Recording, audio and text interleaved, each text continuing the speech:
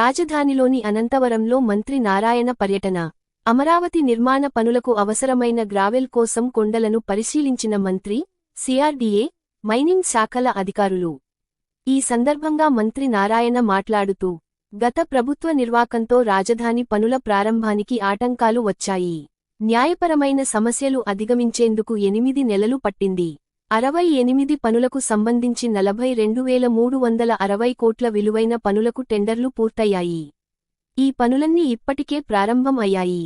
అమరావతి పనులకు అవసరమైన గ్రావెల్ కోసం గనుల శాఖ 851 ఎకరాలు సిఆర్డీఏకు కేటాయించింది. గతంలో అనంతవరం కొండను సిఆర్డీఏకు కేటాయించారు. అయితే గత ప్రభుత్వంలో 8 మీటర్ల లోతు వరకు తవ్వేశారు. ఇక్కడ భూమిని కూడా ఏదోక అవసరానికి ఉపయోగించాలని చూస్తున్నాం. రాజధానిలో ఇంటర్నేషనల్ ఎయిర్పోర్ట్ కట్టాలనేది సీఎం చంద్రబాబు ఆలోచన. మంగళగిరి, తాడేపల్లి, గుంటూరు, విజయవాడలను కలిపి మెగాసిటీగా చేయాలనేది లక్ష్యం. ఎయిర్పోర్ట్ కోసం కనీసం 5,000 ఎకరాలు అవసరం. ల్యాండ్ పూలింగ్ ద్వారా తీసుకుంటే 30,000 ఎకరాలు అవసరం. భూసేకరణ చేస్తే రిజిస్ట్రేషన్ ధరపై 2.5 రెట్లు మాత్రమే వస్తుంది. భూసేకరణ ద్వారా తీసుకుంటే రైతులు నష్టపోతారని సమీకరణ చేయాలని స్థానిక ఎమ్మెల్యేలు కోరారు. ఇంకా దీనిపై ఎలాంటి నిర్ణయం తీసుకోలేదు. అమరావతి నిర్మాణాన్ని 3 ఏళ్లలో పూర్తి చేస్తాం. రాజధానిలో 92 పనులను 64,912 కోట్లతో చేస్తున్నాం.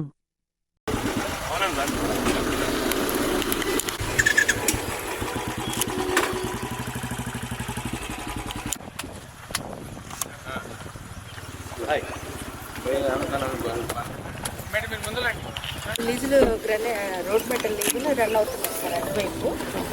ఇక్కడ అవును సార్, అటు నుంచి అటు ఇప్పుడు మేము అక్కడ ఈ 3 లీజులు ప్రజెంట్ రన్నింగ్ చేశారు. తర్వాత ఇక్కడ ఒక 2 ఉన్నాయి సార్, జోగేశ్వరి. ఈ 2 కూడా అప్లికేషన్స్ సార్ రివిజన్ అలో అయ్యాయి. ఇవి కూడా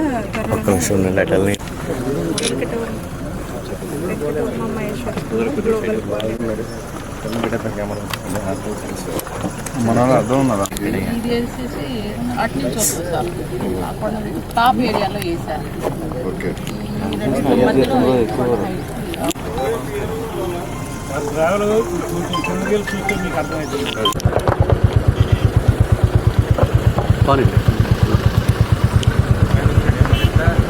అంతేనంట.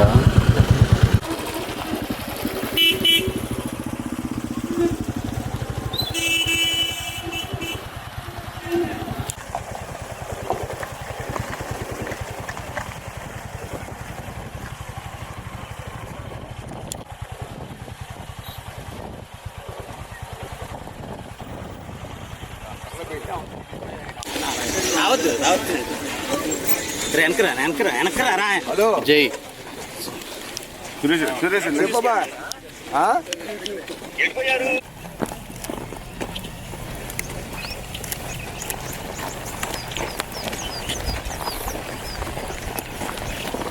ఎంత బాగుంది.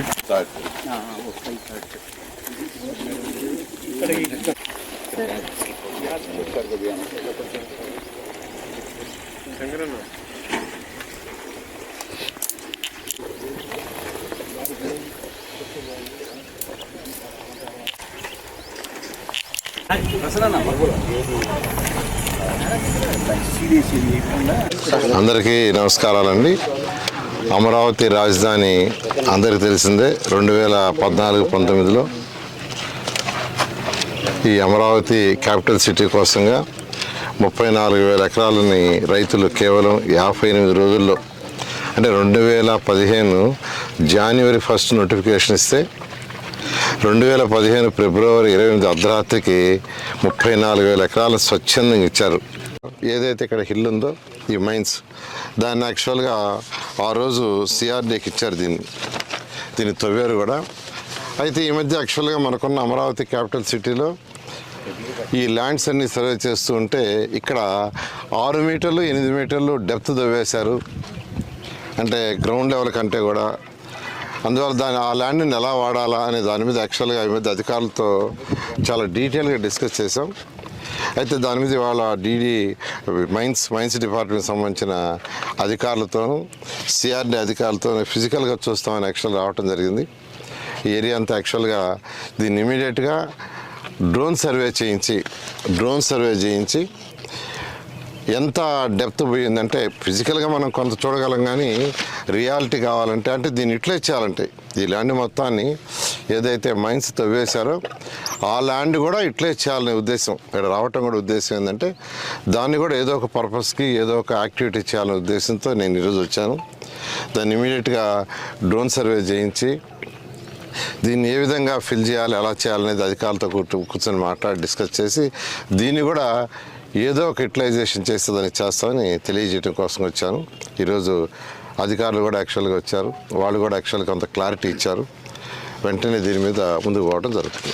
అంటే ఏ రకంగా చర్యలు తీసుకుంటారు మైన్స్ లాస్ట్ గవర్నమెంట్? అంటే చర్యలు అంటూ ఏం లేదు, యాక్చువల్గా వాళ్ళకి పర్మిషన్ ఇచ్చాము, పర్మిషన్ మైన్స్ వాళ్ళు ఇచ్చారు. దాని మీద సిఆర్డీ వాళ్ళు యాక్చువల్గా దాన్ని యూటిలైజ్ చేసుకున్నారు. బట్ వాళ్ళకి ఇచ్చిన ప్రకారం వాడుకున్నారు. అయితే దాన్ని ఏ విధంగా మనం బెటర్గా చేసుకోవాలనే ఉద్దేశంతో యాక్చువల్ రావడం జరిగింది. ఓకే సార్, ఇప్పుడు లేటెస్ట్ ల్యాండ్ పూలింగ్ సంబంధించి అదనంగా కొంత తీసుకుంటాం అంటే యాక్చువల్గా ఒక ఇంటర్నేషనల్ ఎయిర్పోర్ట్ కట్టాలనేది ముఖ్యమంత్రి గారి యొక్క ఆదేశం.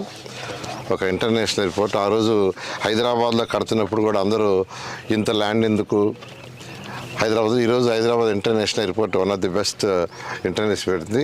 ఆ లెవెల్లో ఎప్పుడు మా ముఖ్యమంత్రి గారు రాబోయే 100 సంవత్సరాలు ఆలోచిస్తారు. మిగతా నాయకులు ఆలోచించే కాదు, ఆయన రాబోయే 100 సంవత్సరాలకు ఎలా ఉంటుంది, 50 సంవత్సరాలకు ఎలా ఉంటుందని ఆ ఉద్దేశంతో ఫ్యూచర్లో యాక్చువల్గా ఏంటంటే అమరావతి, మంగళగిరి, తాడేపల్లి, గుంటూరు, విజయవాడ ఇవన్నీ కలిసి ఒక మెగా సిటీ కింద యాక్చువల్గా మాస్టర్ ప్లాన్ ముఖ్యమంత్రి గారు చేశారు. దాన్ని దృష్టిలో పెట్టుకున్నప్పుడు ఒక ఇంటర్నేషనల్ ఎయిర్పోర్ట్ పెద్దది రావాలని, దానికి కనీసం ఒక 5,000 ఎకరాలు కావాలి. ఆ ల్యాండ్ తీసుకోవటం కోసంగా స్టడీ చేయమన్నారు. దాని మీద యాక్చువల్గా సిఆర్డీ అధికారులు యాక్చువల్గా స్టడీ చేస్తున్నారు. త్వరలో దాని మీద డెసిషన్ తీసుకొని ల్యాండ్ అక్విజిషన్, ల్యాండ్ పుల్లింగ్ అనే దాంతో ముందుకు పోవడం జరుగుతుంది. 40,000 ఎకరాలు తీసుకుంటున్నారని ప్రాథమికంగా తెలిసింది. అంటే ల్యాండ్ అక్విజిషన్ అయితే 5,000 ఎకరాలు చేయొచ్చు. దానివల్ల అక్కడ రైతులు నష్టపోతారని ప్రజాప్రతినిధులు యాక్చువల్గా చెప్పడం జరిగింది. ల్యాండ్ అక్విజిషన్లో వాళ్ళకి ల్యాండ్ అక్విజిషన్ యాక్ట్ ప్రకారం 2.5 times రిజిస్ట్రేషన్ వాల్యూ వస్తుంది. దానివల్ల నష్టపోతారు. దానికంటే ల్యాండ్ పుల్లింగ్కే ఇష్టపడుతున్నారని ప్రజాప్రతినిధులు ఎవరైతే ఎమ్మెల్యేలు ఉన్నారో, శాసనసభ్యులు చెప్పడం జరిగింది. అయితే ల్యాండ్ 5,000 ఎకరాలు మిగలాలి ఎయిర్పోర్ట్ కంటే కనీసం 30,000-40,000 ఎకరాలు తీసుకోవాలి. ఎందుకంటే మళ్ళీ లేఅవుట్ వేసి వాళ్ళకి ఇవ్వాల్సిన షేర్ వాళ్ళకి ఇవ్వాలి, మళ్ళీ రోడ్లు ఇవన్నీ డ్రైన్స్ ఇవన్నీ కట్టాలి. అందుకని ల్యాండ్ పుల్లింగ్, ల్యాండ్ అక్విజిషన్ అనేది డిస్కస్ చేస్తున్నాం. త్వరలో ఫైనల్ డెసిషన్ తీసుకొని చెప్పడం జరుగుతుంది. అంటే ఫైనల్గా సార్ ఫస్ట్ తీసుకున్న రైతుల్లో కొంత అసంతృప్తి, మళ్ళీ కొత్తగా తీసుకుంటున్నారు. మా ప్లాటింగ్ అది ఉంది కదా, మళ్ళీ వేరే చోట 1-2 చోట్ల కొంత అన్సాటిస్ఫాక్షన్ లెవెల్స్ ఉంది. అంటే యాక్చువల్గా దీనికి ఏదైతే ముందు తీసుకున్నామో దానికి సంబంధించిన టెండర్లు అన్నీ కంప్లీట్ అయిపోయినాయి. ఆల్మోస్ట్ ఆ వర్క్స్ కూడా వేగవంతంగా ఈ నెలాఖరికైతే ఆల్మోస్ట్ ఇక్కడ ఒక 15,000 మంది మినిమం వర్క్ చేస్తుంటారు. ఇవన్నీ కూడా టార్గెట్ ఇచ్చాం. 1 సంవత్సరం లోపల అధికారుల భవనాలు ఏదైతే 4,000 భవనాలు ఉన్నాయో అవి హ్యాండ్ ఓవర్ చేయడం జరుగుతుంది. 1 సంవత్సరం లోపల 1.5 year లోపల ట్రంక్ రోడ్స్ ఏదైతే 360 కిలోమీటర్లు ఉందో అది కంప్లీట్ చేయడం జరుగుతుంది. లేఅవుట్ లోపల రోడ్స్ 2.5 సంవత్సరం, ఐకానిక్ టవర్స్ 3 సంవత్సరాలు, ఒక పక్కా ప్లాన్తో ఉంది. కాబట్టి ఏదైతే ఈ రైతులకి 34,000 ఎకరాలు ఇచ్చారో ఆ రైతులకు మాట తప్పకుండా చేస్తున్నాం. ఇప్పుడు